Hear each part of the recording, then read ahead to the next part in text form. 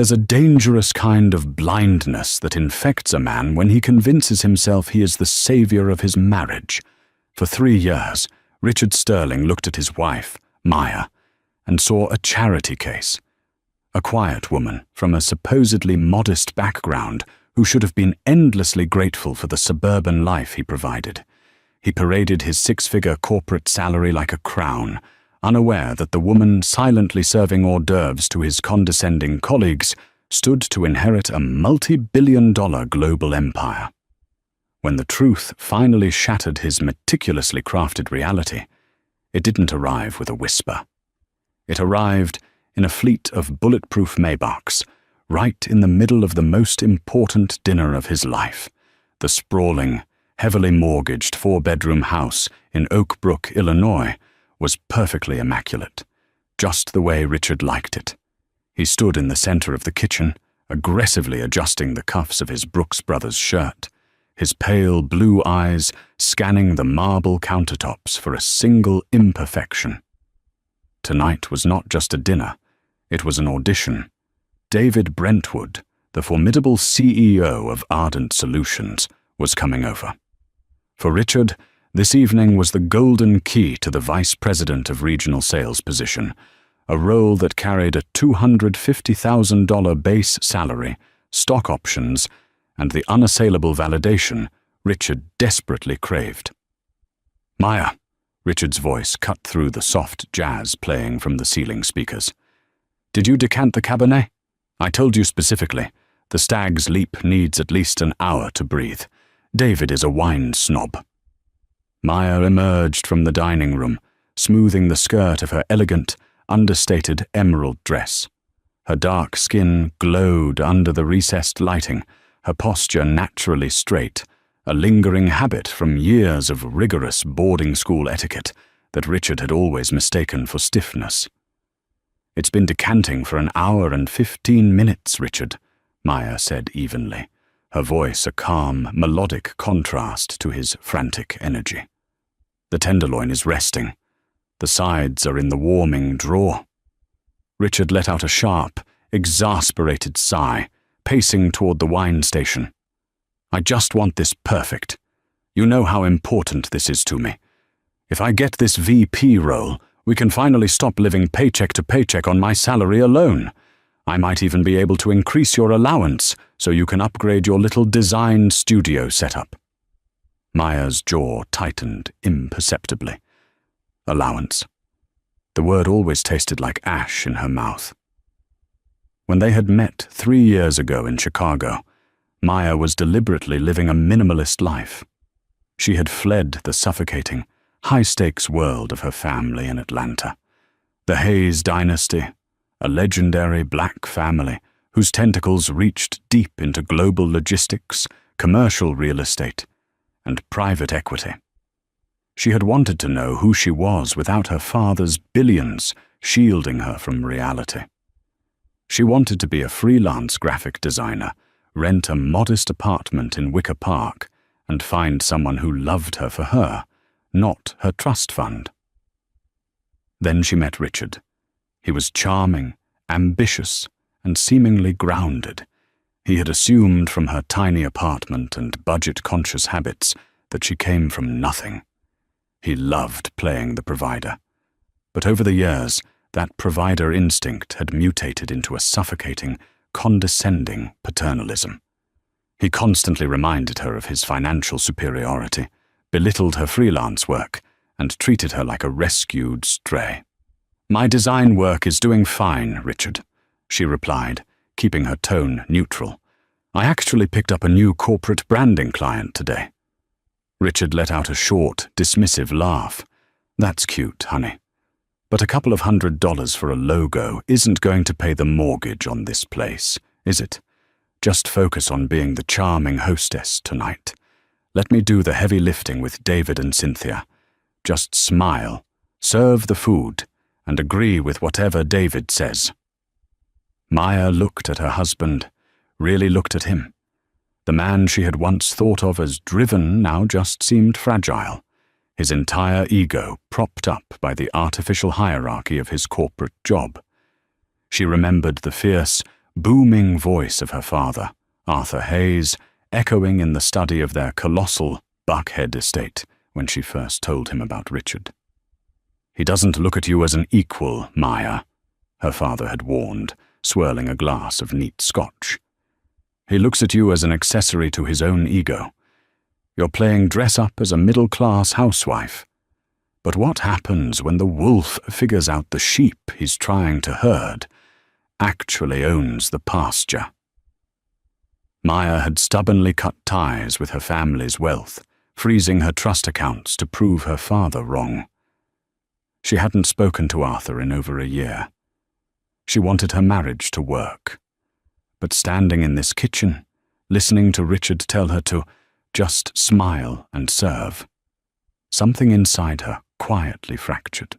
The chime of the front doorbell echoed through the house, saving Richard from noticing the sudden, icy shift in his wife's eyes. "They're here," Richard hissed, his face instantly transforming into a mask of eager, obsequious joy. "Showtime. Don't mess this up, Maya." He practically sprinted to the foyer. Maya stood alone in the kitchen for a moment longer. She picked up her phone, which had been buzzing incessantly on silent for the past 30 minutes. She had 20 missed calls from her brother Winston, and one text message from a private number. "We need to talk. I'm in Chicago." She flipped the phone over, face down on the marble, and walked out to greet her husband's boss. The first hour of the dinner party was an exercise in pure, excruciating theatre. David Brentwood was a thick-set, balding man who spoke in corporate buzzwords and carried the quiet arrogance of a man who knew he controlled the livelihoods of everyone at his table. His wife, Cynthia, was a pale, heavily Botoxed woman, dripping in Cartier, who seemed to view Maya as an exotic curiosity rather than a peer. "This house is quite lovely, Richard," Cynthia drawled, delicately picking at her salad. "Oakbrook is such a nice area. It must be quite a stretch for a regional manager, though." "Well, Cynthia, it takes discipline," Richard beamed, leaning forward and casually resting his hand over Maya's, a performative gesture of possession. "I believe in providing a solid foundation. It's a lot of responsibility, taking on all the financial burdens, but it allows Maya the freedom to pursue her little art projects from home." Maya slowly withdrew her hand from beneath his. "Graphic design," she corrected politely. "I specialize in brand identity." David chuckled, a deep, rumbling sound that sounded more patronizing than amused. "Good for you, Maya. Keep busy. Keeps you out of Richard's hair while he's climbing the ladder." Speaking of which, Richard, the VP role requires absolute dedication. No distractions. We're currently trying to secure a massive supply chain contract with a major logistics firm out of Atlanta. If we don't land it, Ardent Solutions is going to have a very rough third quarter. I need a Val P who will live and breathe this company. "You have my word, David," Richard said, his eyes practically gleaming with desperation. "I am 100% focused. Maya understands that my career comes first. Everything else is secondary." Maya took a slow, deliberate sip of her water. A logistics firm out of Atlanta. The irony was so thick it was almost suffocating. Ardent Solutions was a mid-level tech infrastructure company. They had been trying to bid for a contract with Hayes Global Logistics for 18 months. Maya knew this because she had secretly reviewed the proposal drafts when Richard brought them home, privately thinking Ardent's infrastructure was far too weak for her father's empire. "Atlanta?" Maya asked innocently, setting her glass down. "Which firm?" Richard shot her a glaring, sharp look, a silent command to shut up and stay out of the men's talk. David, however, waved his hand. "Hayes Global. You wouldn't know them, sweetheart. They're a private, multi-billion-dollar behemoth. Old money, ruthless operators. The CEO, Arthur Hayes, is a ghost. Getting an audience with him is like trying to get an audience with the Pope. We're hoping to impress one of his junior acquisitions directors next month." Maya bit the inside of her cheek to stop herself from laughing. Her father was many things: domineering, stubborn, impossibly demanding, but he was not a ghost to her. "I see," Maya said softly. "Well, I wish you luck with Mr. Hayes." "Luck won't cut it, but thanks," Richard muttered, eager to steer the conversation back to his own merits. "As I was saying about the regional sales forecasts." Suddenly, the warm, amber ambiance of the dining room was abruptly disrupted. Brilliant, blinding white lights swept across the large bay windows facing the front yard, illuminating the dining room like a stadium. The low, heavy rumble of massive engines vibrated through the floorboards of the house. It wasn't just one car, it sounded like a convoy. Richard frowned, pausing mid-sentence. What on earth? Did a delivery truck take a wrong turn into our driveway? David craned his neck to look out the window. "Richard, those aren't delivery trucks." Outside, idling on Richard's meticulously manicured driveway, were 3 identical jet-black Cadillac Escalades, their tinted windows impenetrable.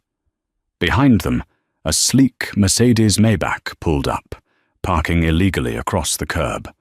The sheer weight and presence of the vehicles screamed authority and immense, untouchable wealth. "What is going on?" Cynthia gasped, clutching her linen napkin. Richard stood up, his face flushed with a mixture of confusion and profound irritation. "I don't know. Probably some confused driver looking for the country club. I'll go handle it." "Excuse me." "Richard," Maya said. Her voice was entirely different now. The soft, accommodating tone she had used for 3 years was gone. It was replaced by something sharp, cold, and commanding. "Sit down." Richard froze, turning to stare at his wife as if she had suddenly spoken in tongues. "What did you say to me?" Before Maya could answer, the heavy oak front door of the house didn't just open, it was forcefully swung inward. Richard hadn't locked it yet. Heavy, synchronized footsteps echoed in the foyer. 2 men in immaculate, tailored dark suits and subtle earpieces stepped into the house, their eyes scanning the perimeter with terrifying, professional efficiency. "Hey, what the hell do you think you're doing?" Richard yelled, his false bravado kicking in. He marched toward the hallway. "You can't just walk into my house. I'm calling the police." "Stand down, sir," one of the men said. His voice wasn't raised, but it carried a lethal, absolute authority that made Richard stop dead in his tracks. From the shadows of the foyer, a 3rd figure emerged. He was a tall, powerfully built black man in his late 60s. He wore a bespoke charcoal Brioni suit that likely cost more than Richard's car. He carried a silver-tipped walking cane, though he clearly didn't need it for balance. It was an accessory of power. His silver hair was perfectly cropped, and his eyes, dark, calculating and utterly unyielding, locked onto the dining room. Behind him stood a younger man in his early 30s, a near mirror image of the older man, exuding the same aggressive, aristocratic confidence. Winston. Maya remained seated at the head of the table. She didn't look surprised. She looked exhausted. David Brentwood let out a strangled, breathless sound. The blood completely drained from the CEO's face. He scrambled out of his chair so fast it tipped over, crashing loudly onto the hardwood floor. "Mr. Hayes," David stammered, his voice trembling, all his corporate bravado evaporating into thin air. "Arthur Hayes." Richard spun around, looking wildly from his terrified boss to the imposing stranger standing in his hallway. "David? What's going on? You know this guy?" Arthur Hayes ignored Richard entirely. He didn't even register Richard's existence. The billionaire patriarch stepped fully into the light of the dining room, his gaze bypassing the CEO, bypassing the expensive decor, and landing squarely on the woman at the end of the table. "Hello, Maya," Arthur said, his deep, resonant voice echoing in the sudden, deafening silence of the house. Maya finally stood up. She smoothed her dress, lifted her chin, and met the billionaire's gaze with equal intensity. "Hello, Father," she replied. Richard Sterling felt the floor drop out from underneath him. The silence in the dining room was absolute, thick enough to choke on. The only sound was the soft, rhythmic ticking of the Restoration Hardware clock on the wall, a clock Richard had proudly purchased with his first Christmas bonus. It suddenly felt incredibly cheap. Richard stared at his wife. Maya had not moved toward the imposing billionaire in their foyer, nor had she cowered. She simply stood at the end of the mahogany table, her posture radiating a quiet, terrifying authority that Richard had never seen in their 3 years of marriage. "Father," Maya repeated, her voice devoid of the warmth Richard usually demanded from her. "You're tracking mud onto the Persian rug, the one Richard insisted we finance." Arthur Hayes glanced down at the intricate wool rug beneath his bespoke Italian Oxfords, then looked back up at his daughter, a faint, humorless smirk playing on his lips. "Send me the bill, Maya. Though given the circumstances, I doubt you'll be worrying about financing anything ever again." David Brentwood was still scrambling to his feet, his face an alarming shade of crimson. He leaned heavily against the dining table, knocking over a crystal wine glass. The expensive Cabernet spilled across the linen tablecloth like a blood stain, but neither David nor his wife, Cynthia, seemed to notice. Cynthia was pressed back into a chair, her eyes darting frantically between Maya and the phalanx of men in the hallway. "Mr. Hayes," David wheezed, practically tripping over his own feet as he tried to round the table. "David Brentwood, Ardent Solutions. We've submitted multiple proposals to your acquisitions team. It is a profound honor to have you in my regional manager's home." Arthur didn't even turn his head. He flicked a single finger, and one of the towering security details smoothly stepped into David's path, placing a flat, immovable palm against the CEO's chest.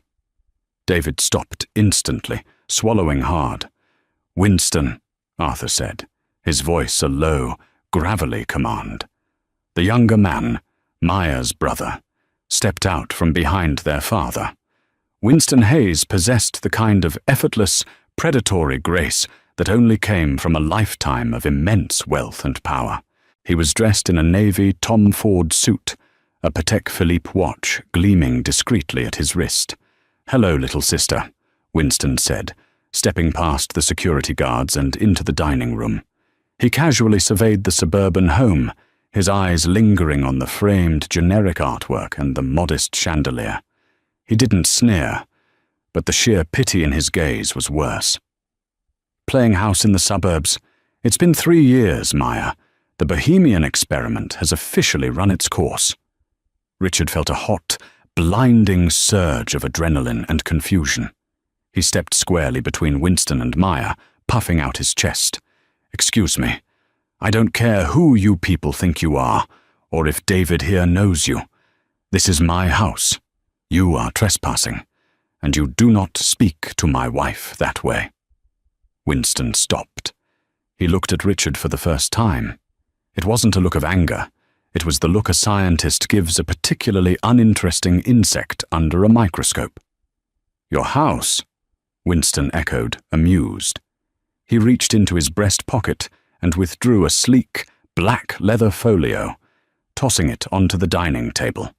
It landed with a heavy thud next to the spilled wine. "Richard Sterling, mid-level management, credit score of 680. Currently carrying $45,000 in credit card debt, largely to maintain the illusion of upper-middle-class prosperity. You bought this house with a 5% down payment and an adjustable-rate mortgage." Richard's face drained of color. How do you— I know everything about you, Richard, Winston interrupted smoothly. I knew about you the day Maya met you in that coffee shop in Wicker Park. We let this little charade continue because our father believed Maya needed to learn a lesson about the real world. A lesson about the kind of men who need to feel big by making their wives feel small. Winston, enough! Maya snapped. Her voice cracked like a whip, and to Richard's absolute shock, the arrogant young billionaire actually fell silent, dipping his head in a gesture of deferential respect. Maya stepped around Richard. She didn't look at him. She looked directly at her father. You didn't fly on the Gulf Stream from Atlanta to Chicago just to critique my husband's mortgage, father, Maya said, crossing her arms. The board meeting is tomorrow. Why are you here? Arthur leaned heavily on his silver-tipped cane. Because your grandfather's trust vested at midnight, Maya. The stipulations were clear. Upon your 30th birthday, your frozen assets unlock and your voting shares in Hayes Global activate. You now officially hold 35% of the company. I hold 40. Winston holds 15.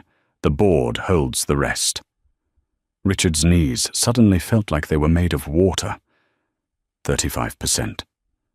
He couldn't grasp the math, but he knew Hayes Global was valued in the tens of billions. The numbers short-circuited his brain. He looked at his wife, the woman he had just berated for not decanting the wine correctly, the woman he gave a strict $400 a month allowance, and saw a stranger. And? Maya pressed, unmoved by the staggering financial revelation. And, Arthur continued, his eyes hardening, Goldman Sachs is pushing for the European merger with the Sterling Cooper Logistics Network. The board is split. Winston is with me. We need your proxy vote tomorrow morning to authorize the $12 billion acquisition. The lawyers from Covington and Burling are waiting at the Four Seasons downtown. I am not leaving Chicago without your signature. Wait a minute, Richard stammered, his voice cracking, high and thin. He grabbed Maya's arm. It was a desperate, possessing grip. Maya? What is he talking about? Billions! You told me your family ran a small trucking business in Georgia. Maya looked down at Richard's hand on her arm. Then she looked up into his pale, panicked eyes. I told you my family was in logistics, Richard, she said softly, but the warmth was completely gone. You assumed the rest because it fit the narrative you wanted. You wanted a wife you could save, a wife you could control. Remove your hand from her, Arthur said. The billionaire didn't shout, but the sheer, lethal drop in the room's temperature made Richard instantly recoil, dropping Maya's arm as if it had caught fire. David Brentwood was practically hyperventilating. The CEO of Ardent Solutions, a man who had terrorized Richard for 3 years with performance reviews and arbitrary sales targets, was currently wiping sweat from his forehead with a wine-stained napkin. The power dynamic in the room had not just shifted, it had completely inverted, throwing everyone into a disorienting freefall. Maya! David rasped, his eyes wide and pleading. He completely ignored Richard now. Richard was a ghost, a non-entity. Mrs. Sterling, I had no idea. When Richard spoke of you, he made it sound as though you were well, a domestic engineer. He made it sound like I was his dependent, David, Maya corrected smoothly. She turned her attention to her husband's boss, and Richard felt a sickening lurch in his stomach as he watched his wife adopt the exact same corporate, predatory gaze as her father. He made it sound like my freelance branding agency, which, by the way, handles the discreet rebranding for 3 Fortune 500 companies under NDAs, was a cute little hobby. Maya, please, Richard begged, stepping forward, his hands raised defensively. We can talk about this. After they leave. We are a team. Are we? Maya asked, tilting her head. "Because 30 minutes ago, you told me to just smile, serve the food, and agree with whatever David says. You told me my income couldn't pay the mortgage." She paused, letting the silence hang. "You're right, Richard. It couldn't. But my quarterly dividend check could buy this entire neighborhood and bulldoze it for a parking lot." Cynthia Brentwood let out a tiny, high-pitched gasp, pressing her manicured hands over her mouth. David took a desperate step forward, his corporate survival instincts kicking in. "Maya, Ms. Hayes, regarding the Ardent Solutions proposal for your Midwest supply chain." "Ah, yes, the proposal," Maya said, her eyes flashing with a cold brilliance. "I read it, David. Richard left it on the kitchen island last week. He told me not to touch it, of course, because the big words might confuse me." Richard closed his eyes, a wave of profound nausea washing over him. He had said exactly that. He had thought it was a playful joke. Now, the memory felt like a death sentence. Maya continued, her voice clinical and precise. "Your infrastructure is entirely unscalable. Your server latency in the Chicago to Detroit corridor is unacceptable for our cold chain pharmaceutical storage needs. Your cybersecurity protocols are 3 years out of date, and your projected cost savings were mathematically fraudulent. I already emailed my father's acquisitions team from my private server yesterday, instructing them to reject your bid permanently." David looked as though he had been physically struck. He staggered back, his mouth opening and closing soundlessly. He slowly turned to Richard, his expression morphing from terror into absolute, unadulterated rage. "You," David hissed, pointing a trembling finger at Richard. "You arrogant, incompetent fool. You had the heiress to the Hayes empire living in your house, and you treated her like a maid. You've cost this company a $200 million contract." "David, wait, I didn't know," Richard pleaded, panic fully taking over. His perfect life, his VP promotion, his entire identity was disintegrating before his eyes. "You can't blame me for this. She lied to me." "I never lied," Maya said quietly. "I just let you believe what made you feel powerful, and I watched how you treated me when you thought I had nothing." Arthur Hayes struck his cane against the hardwood floor. The sharp crack echoed like a gunshot, demanding absolute silence. "The social hour is over," Arthur declared. "Winston, get her coat. Maya, the car is waiting. We have a brief to review before the morning." "Wait, you can't just leave," Richard yelled, panic turning into a frantic, pathetic aggression. He moved toward Maya again, but this time the 2 security guards moved in unison.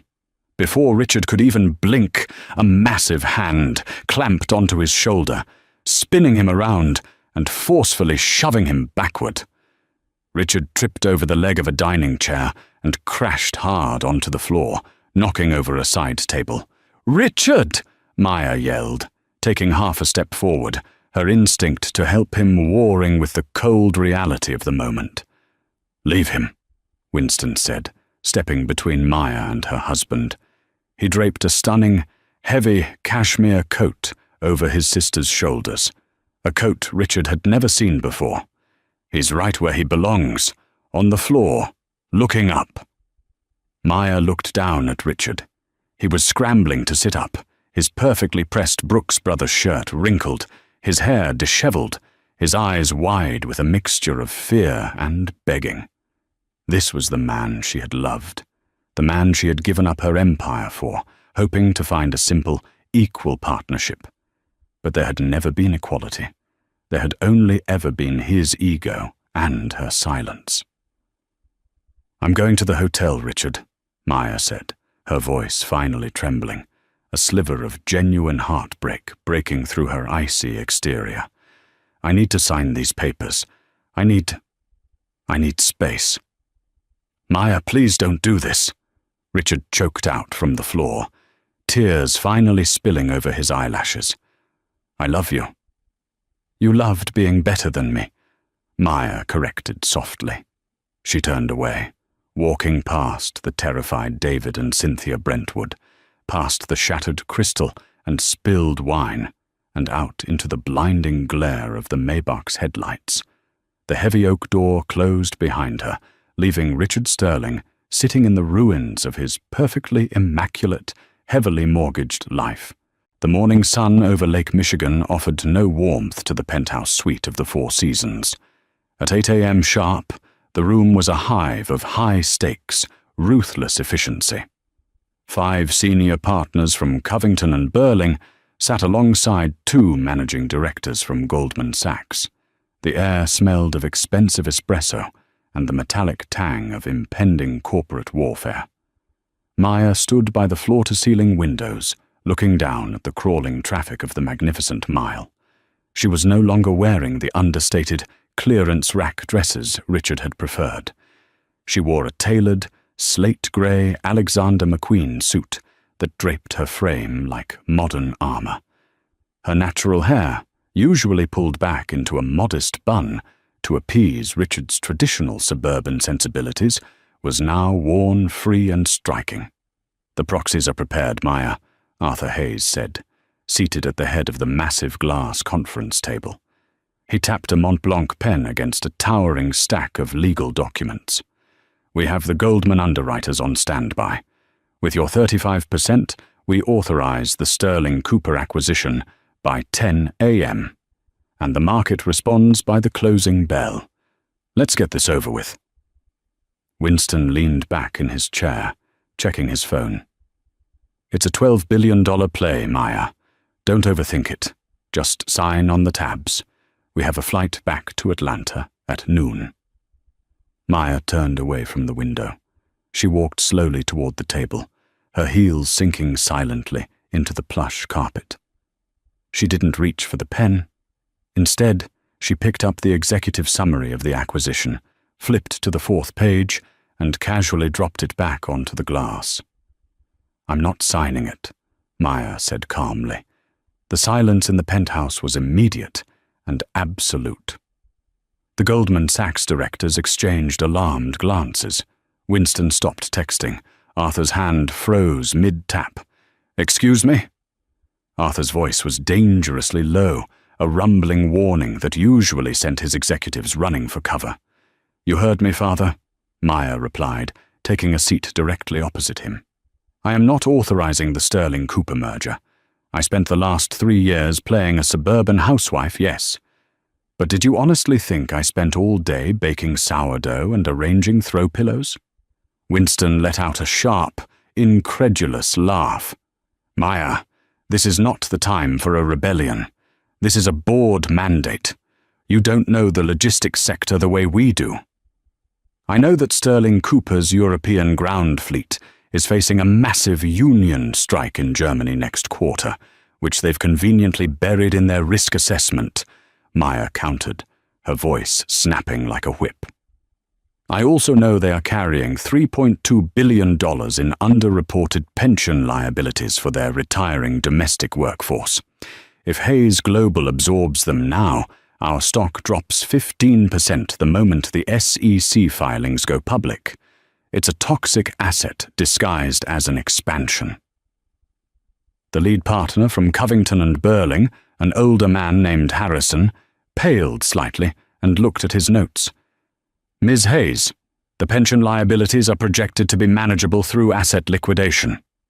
"Don't lie to me, Harrison," Maya warned, her eyes locking onto the lawyer with terrifying precision. "I didn't just run a cute little design agency for 3 years. My primary client under NDA was a forensic accounting firm in London. I redesigned their entire data visualization software. In exchange, I ran the Sterling Cooper financials through their proprietary algorithms.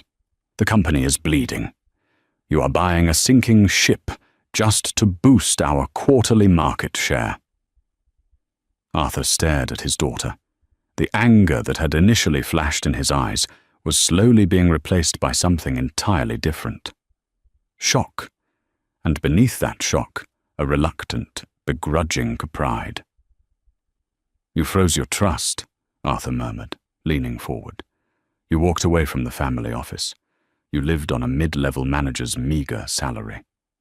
I walked away to see if I could survive without your money, Father, Maya said softly but firmly. And I did. But I never stopped watching the empire. It's my legacy, too. She pulled a sleek silver flash drive from her pocket and slid it across the glass table toward the Goldman Sachs directors. That is a target acquisition profile for Nexus Freight. They are smaller, leaner, have zero pension debt, and possess the exact automated warehousing tech we need to scale. We buy them for $4 billion, save $8 billion, and integrate their tech into our existing fleet. Winston stared at her, his jaw visibly tight. You can't just upend a year of negotiations in 5 minutes, Maya. I hold 35% of the voting shares, Winston. My trust vested at midnight. Maya reminded him, a cold smile touching her lips. I just did. While Maya was conquering the boardroom, Richard Sterling was walking into his own execution. He arrived at the Ardent Solutions corporate park at 7:30 a.m., deeply sleep-deprived and vibrating with panic. He had spent the entire night pacing his empty house, staring at the stain on his dining room rug, trying to process the impossible mathematics of his life. His wife was a billionaire, and he had treated her like an indentured servant. He hoped he could corner David Brentwood, apologize, and somehow leverage Maya's connection to save the logistics contract. He adjusted his tie, plastered on a desperate, confident smile, and walked toward the elevators. His keycard beeped red. Access denied. He tried again. Red. Mr. Sterling? Richard turned. 2 building security guards were standing behind him, flanked by a stern-faced woman from HR. There's a glitch with my card, Brenda, Richard said, a cold sweat breaking out on the back of his neck. There's no glitch, Richard, Brenda said flatly. She handed him a thick manila envelope. Your employment at Ardent Solutions has been terminated, effective immediately, pending a full internal investigation for gross negligence and conflict of interest. Terminated? Richard yelled, his voice echoing in the glass lobby. Other employees stopped and stared. You can't do this. David and I are friends. I'm up for the VP spot. David Brentwood was in the office at 4 a.m., drafting your termination papers himself, Brenda replied, her expression completely devoid of sympathy. You concealed a massive conflict of interest regarding Hayes Global Logistics, and your actions directly sabotaged a $200 million account. You're lucky the company isn't suing you for damages. Security will escort you to your desk to collect your personal items. You have 10 minutes. Richard felt the floor tilt beneath his feet. The VP job, the salary. It was all gone in an instant. As he was marched through the open-plan office under the watchful eyes of the guards, he realized the terrifying truth. Without his job, he couldn't pay the mortgage on his massive house. He couldn't pay the minimums on the $45,000 in credit card debt he had accumulated, trying to look rich. He was entirely, completely ruined. There was only one way out. He needed his wife. By 2 p.m., Richard was standing in the opulent marble lobby of the Four Seasons. He looked entirely out of place. His suit was wrinkled, his eyes were bloodshot, and he was sweating profusely. He marched up to the concierge, demanding the room number for Maya Hayes. Before the concierge could even consult his screen, a massive hand clamped onto Richard's shoulder. It was one of the security men from the night before. Sir, you need to leave the premises, the guard said, his grip like a steel vice. Take your hands off me.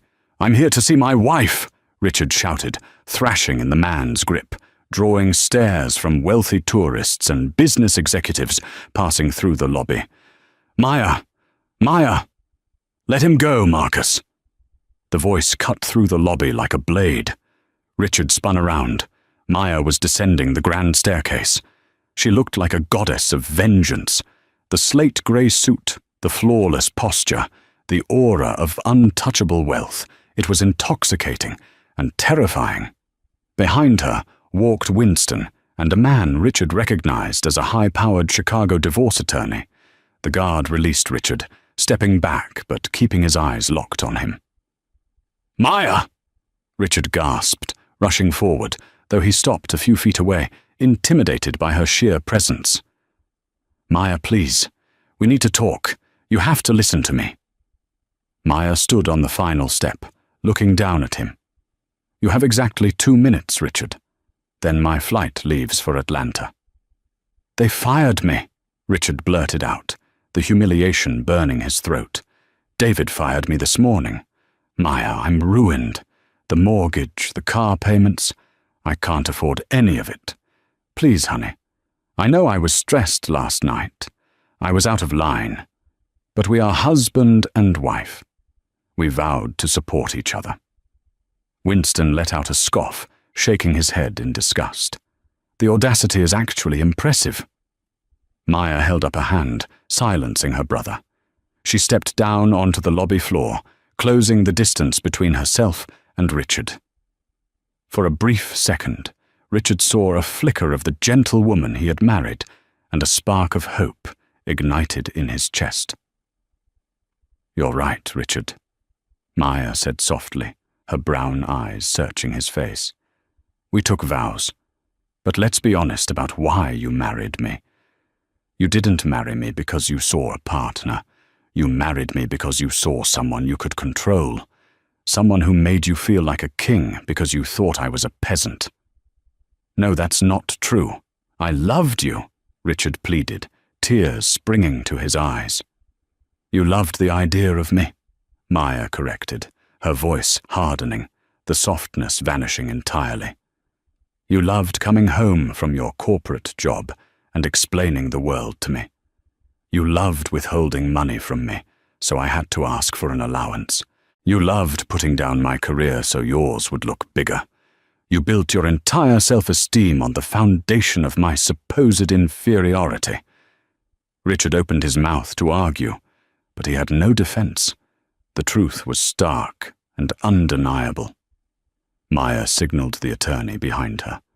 The man stepped forward, handing Maya a sleek leather folder.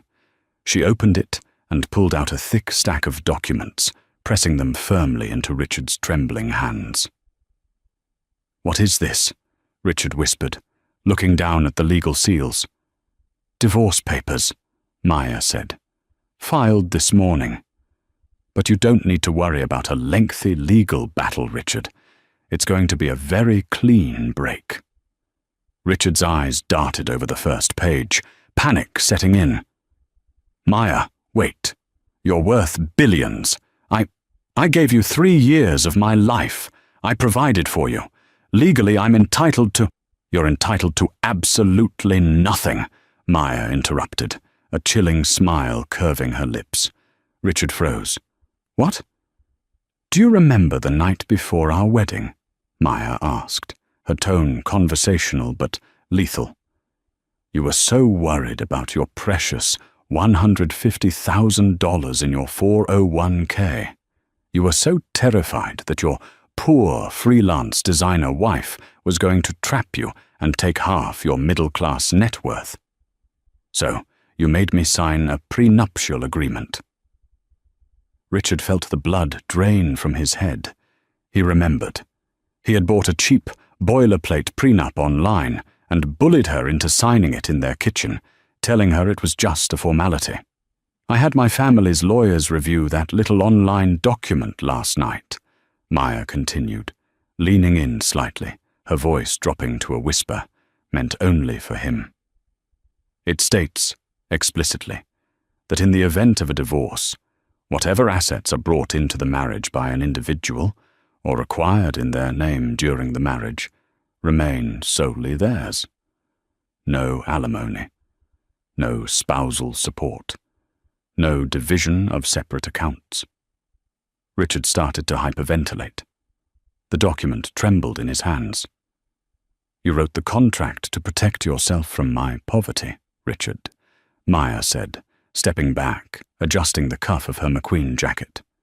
"And in doing so, you legally locked yourself out of my empire. You keep your heavily mortgaged house. You keep your massive credit card debt. You keep your empty 401k. And I keep Hayes Global." "Maya, you can't do this! I'll be homeless!" Richard screamed, his composure completely breaking. People in the lobby were openly staring now, whispering. "You'll figure it out," Maya said, her face an unreadable mask of calm. "After all, you're a very capable provider, or so you've been telling me for 3 years." She turned her back on him. "Maya, please!" Richard fell to his knees on the cold marble floor, his hands clutching the divorce papers like a lifeline. He was crying openly, a broken, shattered man who had just watched a winning lottery ticket burn to ashes in his hands. Maya didn't look back. She walked out the revolving glass doors of the Four Seasons, flanked by Winston and the security detail. Outside, a convoy of black SUVs was waiting, engines purring, ready to take the heiress to her private jet, leaving the illusion of her suburban life entirely in the rearview mirror. 6 months later, the oppressive, humid heat of an Atlanta summer baked the city pavement. But inside the executive penthouse of the Hayes Global Tower, the climate was strictly controlled and comfortably cool. Maya Hayes sat at the head of a massive slab of reclaimed Georgia oak that served as her desk. She was no longer just the heiress. She was the newly appointed Chief Strategy Officer of Hayes Global Logistics. The Nexus Freight acquisition she had championed in that Chicago hotel room had closed 3 months prior, instantly adding $6 billion in value to the company's portfolio and cementing her reputation on Wall Street as a visionary, ruthless operator. She tapped her manicured fingernail against the glass of her iPad, reviewing the latest quarterly projections when the intercom on her desk buzzed. "Ms. Hayes," her executive assistant's voice chimed. "Harrison from Covington and Burling is here. He says the deposition is ready to begin in Conference Room B." Maya didn't smile. She just sighed, a sound of mild irritation, like a queen swatting away a particularly persistent mosquito. "Thank you. Tell him I'll be right there." 2,000 miles away from the life she used to know, Maya was about to tie up the final, pathetic loose end of Richard Sterling. Richard's downfall over the past 6 months had been as rapid as it was absolute. Without his corporate salary, the adjustable-rate mortgage on the Oak Brook house had swallowed him whole. Foreclosure proceedings had begun within 90 days. His $45,000 in credit card debt had ballooned with late fees, forcing him to declare Chapter 7 bankruptcy. Worse still, David Brentwood had made sure Richard was blacklisted across the entire Midwest tech infrastructure sector. Desperate, drowning, and entirely stripped of his ego, Richard had found a bottom-feeding contingency lawyer in Chicago who convinced him they could sue Maya for fraudulent inducement. The lawsuit claimed Maya had willfully hidden her identity and wealth, rendering the prenuptial agreement invalid under the pretense of emotional and financial deception. It was a laughable stretch, but Richard needed a miracle. He had flown to Atlanta on a budget airline, his suit noticeably worn and ill-fitting, hoping to corner Maya into a quiet, multi-million-dollar settlement, just to make him go away. When Maya walked into Conference Room B, she didn't look at Richard. She took a seat next to Harrison, her lead counsel, and placed a single slim manila folder on the table. Richard sat across from her, flanked by his sweaty, cheap-suited attorney. Richard looked terrible. The pale blue eyes that used to scan their suburban kitchen for imperfections were now sunken and hollow. He looked 10 years older. He looked broken. "Ms. Hayes," Richard's attorney began, aggressively puffing out his chest, "we are here today because your client engaged in a systematic, multi-year campaign of deception. My client, Mr. Sterling, entered into a marriage and signed a prenuptial agreement under completely false pretenses regarding your financial standing. We are prepared to take this to trial and expose the Hayes family's manipulative tactics unless a settlement of $20 million is reached." Maya stared at the man with blank, terrifying indifference. She slowly turned her head to look at Richard. "$20 million, Maya repeated softly. "Is that what your pride is worth now, Richard? I thought you were the sole provider, the man who carried the heavy burdens." Richard swallowed hard, his hands trembling under the table. "Maya, please. You lied to me every day for 3 years. You watched me stress over bills. You watched me beg David for that promotion. You owe me this. You owe me for the trauma." "I owe you nothing," Maya stated, her voice dropping to a glacial chill. She opened the manila folder. "Harrison, read Exhibit A into the record." Harrison adjusted his glasses and pulled a sheet of paper from the file. "Email correspondence, dated October 14th, 3 years prior, approximately 2 months before the wedding. From Maya Hayes to Richard Sterling. Subject line, my family's business / total transparency." Richard's face went completely white. "In this email," Harrison continued, his voice echoing in the silent room, "Ms. Hayes explicitly outlines that her father is Arthur Hayes of Hayes Global Logistics. She attached a link to a Forbes article detailing the family's net worth and explained her trust fund structure. She explicitly asked Mr. Sterling to review it before they finalized the prenuptial agreement." Maya leaned forward, her dark eyes locking onto Richard like a predator. "Do you remember what you replied, Richard? Or should Harrison read that, too?" Richard opened his mouth, but no sound came out. He felt the room spinning. "Let me," Maya said, taking the paper from Harrison. She looked directly at her ex-husband. "You replied, exactly 22 minutes later. Quote, 'Babe, I don't care about your dad's little southern trucking company. I told you, I'm the man of this house.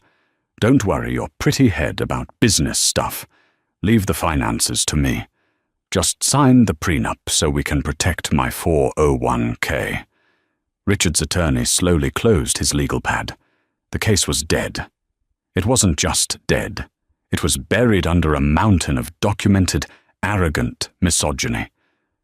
"You didn't read it," Maya said, her voice dropping the legal formality, leaving only a heavy, profound pity. "You were so incredibly dismissive of me, so convinced of your own superiority, that you didn't even bother to read a single paragraph about my life. You blinded yourself, Richard. I didn't hide anything. You just refused to see me." Richard sat paralyzed, the oxygen completely sucked from his lungs. The reality of his own hubris was a physical weight, crushing him into the expensive leather chair. He had literally been handed the keys to a billion-dollar empire, and he had thrown them in the trash because he was too arrogant to look at the keychain. "The lawsuit is frivolous," Harrison stated coldly, packing up his briefcase. "If you do not withdraw this filing by 5 p.m. today, Covington and Burling will countersue Mr. Sterling for malicious prosecution and seek full compensation for our legal fees.